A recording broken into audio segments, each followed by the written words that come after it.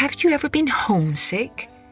Maybe you went away for a weekend to go camping with a school group or just an overnight with a friend, and then you found yourself wishing you were home because you missed it so much. Hello everyone, I'm Kathleen Pelly. Welcome to Journey with Story. I remember when I was a wee girl, I did get a little homesick whenever I was away from my home.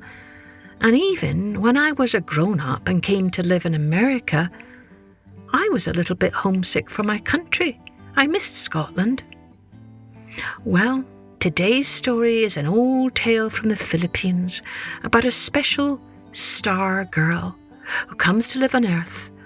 But after a while, she gets very homesick for her home in the sky and has to decide whether to stay on Earth or leave. It also explains how the first rainbow came to be. Let's take a journey with the first rainbow. Long, long, long ago on an island called Luzon, there lived a farmer who had a small coconut farm. He had built a huge wall all around his field to protect it from thieves and intruders. But one day, he discovered the wall had been knocked down, so he set to work at once to rebuild it and worked all through the hot day until he had finished just as dusk fell. That night he fell into a deep sleep, so exhausted from all his labour. Rising at dawn, he hurried off again to his fields, but what should he see? But another part of the wall had been knocked down. Once again he spent the whole day repairing it, and once again he fell into a deep sleep that night. But when he discovered the next morning that someone had torn down the wall for a third time, he decided the only thing he could do to prevent this from happening was to stand guard himself all night long and try and catch the culprit. So off he went to hide behind a tall tree in the corner of the field. The sun set and the moon rose, and then a huge cloud blotted out the moonlight, and all turned an inky black. Suddenly the farmer heard something. A short, sharp whoosh of air. He tiptoed from behind the tree and watched as 3 stars fell from the sky. They headed straight for the wall, and just before they landed, they turned into 3 beautiful girls. Their hair was black and soft like velvet. Their skin shimmered like silver, and a pair of large feathery wings fluttered at each of their sides. "Wait, stop!" the farmer cried. He ran toward them, and 2 of the girls quickly spread their wings and vanished into the sky. But the third girl did not move. She seemed stuck to the earth, and the farmer was able to catch her.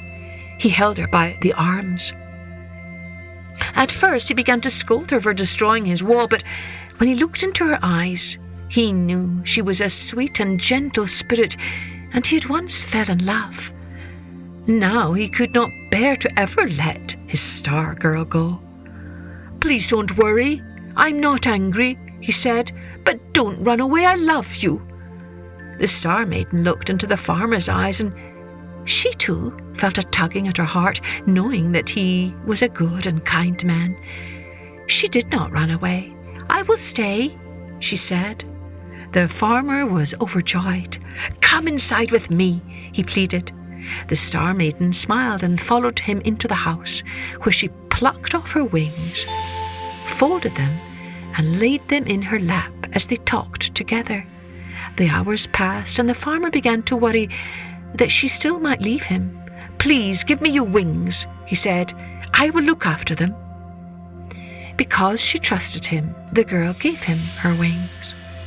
The very next day, the farmer hid those wings, for deep down, he was afraid that if the girl found them, she would leave him, and he knew his life would be meaningless without her.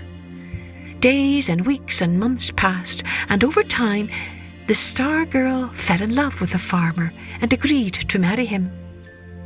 Years passed by, and over time, they had a beautiful baby boy.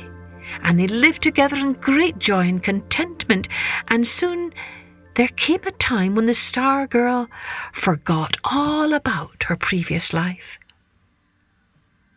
But one evening, late at night, when she happened to look up into the night sky and see the twinkling stars above, she felt a throbbing in her heart. She remembered the great silence of the sky, the whirl of planets, and the many, many worlds she had watched and visited and dreamed of. One morning, after her husband had left for the fields and while her son was still asleep, the Star Maiden happened to discover a cabinet behind the pantry. It was a cabinet she had never seen, and she carefully opened the door, and what should she see but her wings? Immediately all the memories of her past life came flooding back to her. She remembered her sisters and the fun they had dancing through the sky. She remembered her star family, the great constellation of beauty and joy. She picked up those wings, unfolded them, and pinned them to her shoulders. And at once she felt a quickening in her heart, a thrill of excitement. Off she ran to her son's room and lifted him into her arms. "Oh, come with me, dear boy," she whispered, and she carried him outside, and cradling him in her arms, up, up, up she flew far into the sky. That evening, when the farmer came home from the fields, he called out to his wife and child, and when they did not answer, he began to search frantically all through the house. But when he found the cabinet door open and saw the wings were gone, he understood. And at once he fell to his knees. His heart was broken. For days the farmer wept. He could not move. At night he stood outside and stared into the sky, wailing to the stars, "Come back to me, I love you so, please send her home." For weeks he wept and wailed until the gods began to pity him. They decided to build a bridge for him so he could climb to the sky and see his wife and child. And so, that very evening, the first rainbow appeared in the sky, a bridge of many colours, reaching from the earth to the sky.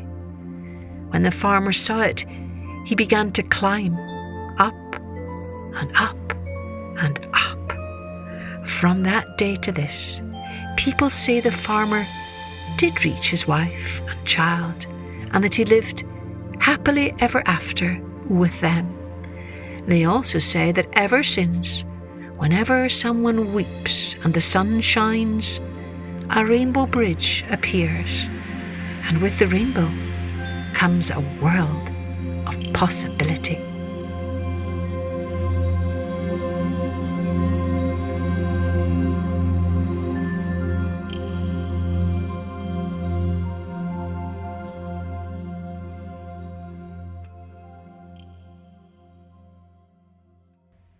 Well, I don't know about you, but I was so glad to hear how that poor farmer was able to go back and see his wife and child. Do you think the Star Maiden should have left him? Do you think it was selfish of her? Or do you think it was okay because she was so homesick for her land? In any event, it's a lovely tale to remind us of the beauty of rainbows. And this month of April, when we often get a lot of April showers, often followed by a rainbow, it is a good reminder for us all, especially in these discombobulating times, that there is always hope. There's always a promise of good things to come.